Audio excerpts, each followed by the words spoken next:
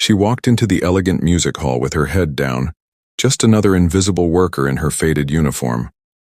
They only noticed her when they needed someone to humiliate for their own amusement, but when they forced her to play the piano as a cruel joke, what happened next left the entire room speechless. By the time her fingers left the keys, the woman they had mocked became the woman they would never forget. Emily Johnson moved quietly between the polished marble columns of the Preston Music Conservatory, the soft squeak of her worn sneakers against the floor a stark contrast to the melodic Chopin echoing from practice rooms. At 28, she wore the beige uniform of the custodial staff with quiet dignity, her dark hair pulled back in a simple ponytail, her movements efficient as she emptied trash bins and wiped down surfaces. 3 years of working here, and most days she remained as invisible as the dust she removed from antique picture frames. She'd grown accustomed to the way students and faculty looked past her, their eyes sliding over her uniform to focus on someone more important. In the main hall, she paused to adjust a slightly crooked portrait of a stern-faced composer before continuing her rounds. Her hands, though roughened by cleaning chemicals, moved with a grace that might have seemed unusual to anyone who bothered to notice. "Emily, can you handle the reception area today? We've got the foundation board." "Coming in," her supervisor called out, barely looking up from his clipboard. "Yes, Mr. Collins," she replied softly. As she moved toward the grand reception area with its soaring ceilings and wall-length windows, Emily caught a glimpse of the magnificent Steinway in the corner, the centerpiece of countless recitals and fundraisers. For just a moment, her expression shifted, a whisper of longing crossing her face. In the reflection of a polished brass lamp, she saw herself as she once was, 15 years younger, seated at a similar piano, her future stretched before her like an unwritten symphony, but that was before life had intervened, before choices made from love rather than ambition had set her on a different path. Emily shook her head slightly and continued with her work. The past was the past. This was her life now, and she had made her peace with it, or so she told herself each morning. Victoria Parker strode through the reception area, her heels striking the marble with authoritative clicks. At 53, she commanded the conservatory with the same precision she once brought to concert stages across Europe. Her tailored navy suit and perfectly styled silver bob projected the image she had carefully cultivated. Success, refinement, unquestionable authority.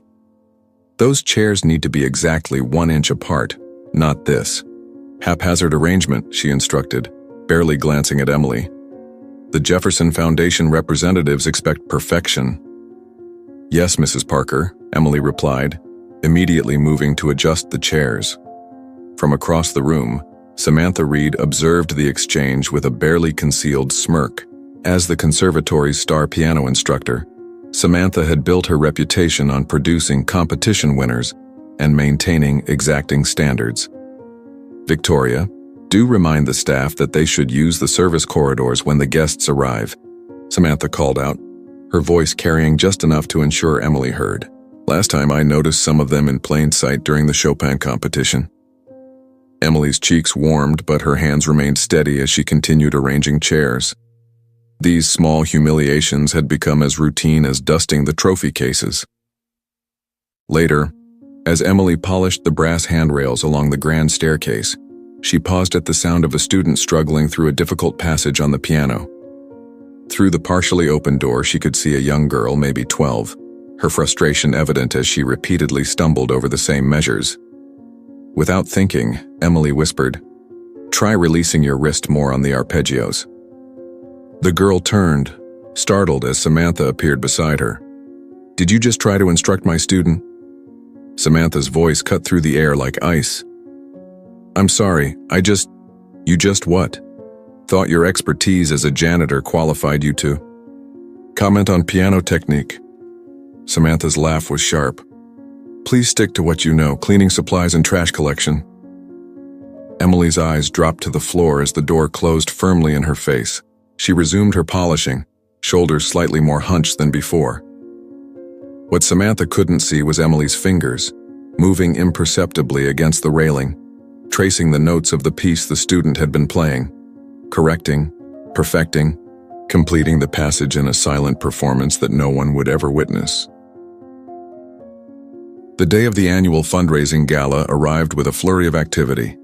The conservatory gleamed under Emily's careful attention, every surface polished, every chair perfectly aligned. Wealthy patrons would soon fill these halls, their donations determining which programs flourished and which withered in the coming year.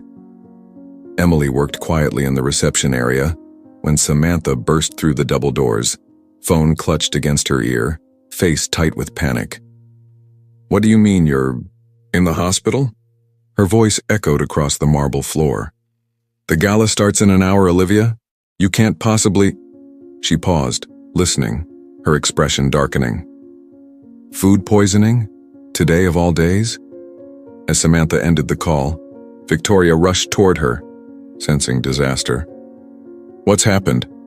"Olivia can't perform. She's in the emergency room." Victoria's hand flew to her pearl necklace. "But she's our centerpiece. The Jefferson Foundation specifically requested Liszt's Hungarian Rhapsody." "I know that," Samantha snapped, then lowered her voice. "None of my other students can handle that piece without preparation." Jason Miller, a young teaching assistant who had always acknowledged Emily with simple kindness, "A good morning here, a thank you there," approached hesitantly. "Mrs. Parker, if I might make a suggestion." Victoria turned, desperate for solutions. "What is it, Jason?" He hesitated, then continued. "I've heard someone else play that piece. Quite brilliantly, actually." "Who?" "Professor Williams is out of town. Unless you're suggesting one of the graduate students?"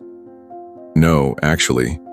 Jason's eyes drifted toward Emily, who was dusting a nearby display case, seemingly oblivious to their crisis. "I'm suggesting Emily." The silence that followed was deafening. Samantha recovered first, a laugh bursting from her lips. "The janitor? You can't be serious." "I've heard her playing after hours when she thought the building was empty," Jason continued, undeterred. "She's remarkable." Victoria and Samantha exchanged incredulous glances before both turning to stare at Emily, who had now frozen in place, duster suspended in midair. "Is this true?" Victoria demanded. "You play piano?" Emily lowered the duster slowly, her cheeks coloring. "Yes, ma'am." "And you think you could play Liszt's Hungarian Rhapsody?" Samantha's tone made it clear how absurd she found the very suggestion. Emily hesitated, then met Samantha's eyes directly for perhaps the first time in 3 years. "Yes, ma'am, I can." Victoria's eyes narrowed as she studied Emily, seeing her, truly seeing her for perhaps the first time. "You honestly believe you could perform at our fundraising gala?" Emily stood perfectly still, caught in the unexpected spotlight of their attention. Around them, staff bustled about preparing for the evening, oblivious to the drama unfolding in their midst. "Let me understand this," Samantha interjected, her voice dripping with condescension. "You think you can step in for Olivia Sanders, who's been training at elite institutions since she was 5? Emily's reply was simple. "I know the piece." Richard Taylor, chairman of the board, approached their small circle, his curiosity piqued by the unusual tension. "What's the problem, Victoria?" "Apparently," Victoria said with an artificial laugh, "our custodian believes she can save our gala performance." Richard's eyebrows rose slightly as he assessed Emily. His gaze traveled from her practical shoes to her simple uniform, lingering on her hands that had just been emptying trash bins and polishing surfaces. "Well," he said slowly, a certain gleam appearing in his eyes, "this is certainly unexpected." Samantha leaned closer to Victoria and Richard, lowering her voice, though not enough to prevent Emily from hearing. "It might actually work to our advantage. We could present it as part of our community outreach efforts. If she's terrible, we make a self-deprecating joke about our desperate situation. If she's passable, we look generous for giving the help a moment in the spotlight." Victoria's expression shifted as she considered the possibilities. The donors might find it charming. A little entertainment before we explain about Olivia's unfortunate situation. Emily stood silent, invisible once more as they discussed her as if she were an object, a prop for their performance rather than a person with feelings and dignity. "It's settled then," Victoria announced, turning back to Emily. "You'll play tonight. One piece. The list." "And if I refuse?" Emily's question hung in the air, surprising even herself with its boldness. Victoria's smile never reached her eyes. "Then we'll need to reassess whether your position here is still necessary. Budget cuts, you understand." In that moment, Emily faced a choice that reached far beyond music. This was about her dignity, her identity, the parts of herself she had carefully hidden away. This was about standing up or backing down. We're so close to 1,000 subscribers. If Emily's courage touches your heart, help us reach this milestone today. Hit that subscribe button now to join our community of storytellers and never miss these moments of unexpected triumph. Now let's see what happens when Emily faces her moment of truth. The grand hall filled with the conservatory's most generous patrons, their evening attire glittering under crystal chandeliers. In the wings, Emily stood alone, still in her beige uniform, the name tag, Emily J., pinned to her chest like a scarlet letter identifying her as outsider, as other. Victoria tapped the microphone, her practiced smile gleaming. "Ladies and gentlemen, we have a slight change to our program tonight. Our scheduled pianist had an unfortunate emergency." She paused, her voice taking on a theatrical quality. "However, in the spirit of our community outreach initiatives, we have a special, alternative performance." Murmurs rippled through the crowd as Victoria continued. "One of our maintenance staff has volunteered to demonstrate how music touches all lives, regardless of background or training." The introduction hung in the air like a veiled insult as Emily walked onto the stage, the spotlight harsh against her simple clothes. A few titters of laughter floated from the back of the room. Samantha stood near the curtain, arms crossed, a satisfied smirk playing at her lips, like a cat who'd trapped a mouse for its own amusement. Emily sat at the magnificent grand piano, its polished surface reflecting the uncertainty in her eyes. For 15 years, she had played only in empty rooms or on her grandmother's worn upright piano. Never like this. Never with judgment waiting to fall on her like an executioner's blade. Her hands hovered above the keys, trembling slightly. In the front row, Richard leaned toward his companion with a stage whisper. This should be entertaining if nothing else. Emily closed her eyes, shutting out the world that had tried so hard to erase her.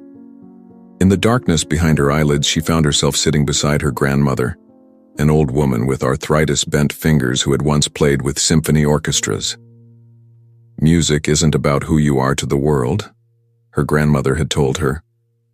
It's about who you are when the world falls away. Emily's fingers touched the keys. The first notes of Liszt's Hungarian Rhapsody No. 2 filled the hall.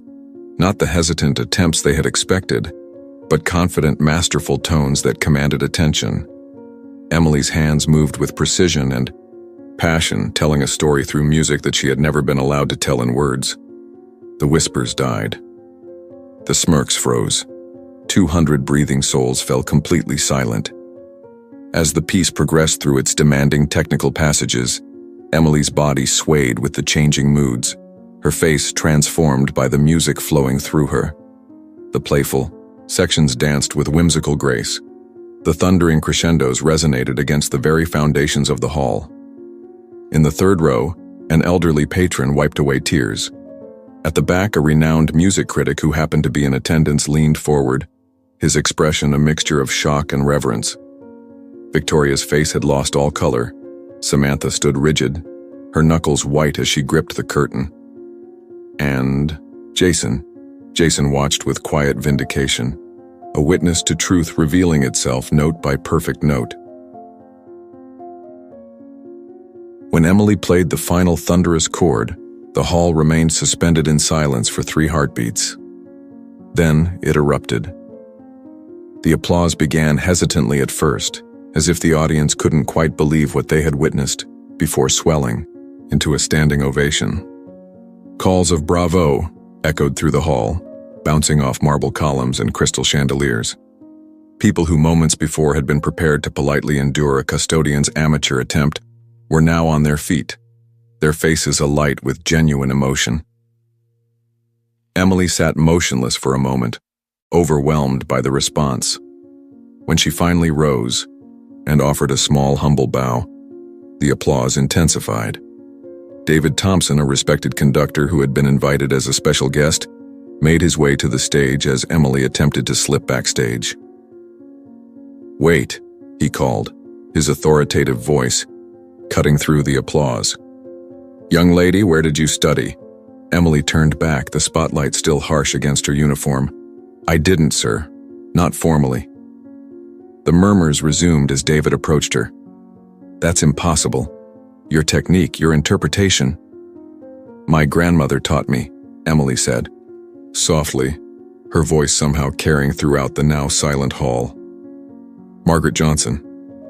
Recognition dawned in David's eyes. Margaret Johnson? The Margaret Johnson who played with the National Symphony in the 70s? Emily nodded.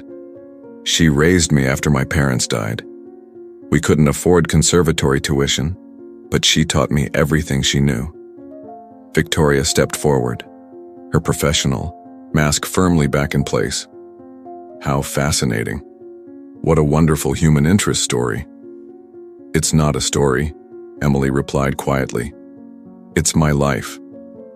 The dignity in her voice silenced Victoria more effectively than any sharp retort could have. "I was accepted to Juilliard 15 years ago," Emily continued, looking directly at Samantha now. "But my grandmother had a stroke that same week.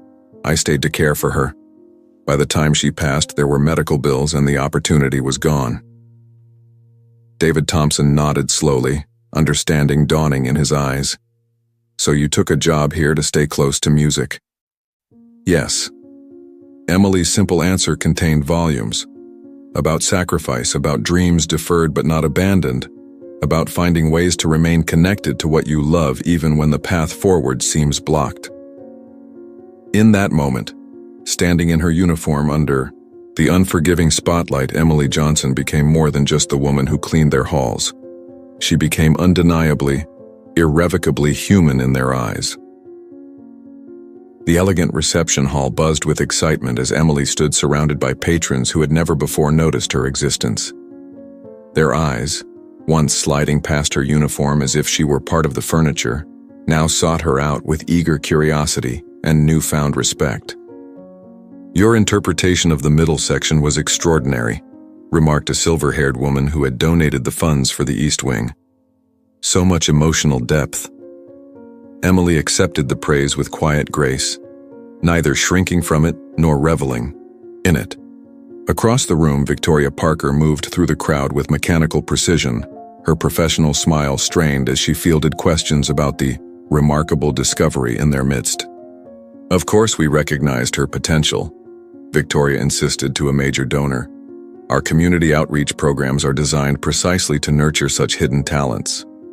Nearby, Samantha Reed stood alone by the refreshment table, her usual circle of admirers noticeably absent. She watched as her most promising students gathered around Emily, eyes shining with the kind of genuine admiration no credentials could command. Jason approached Emily with 2 glasses of sparkling water, offering her one.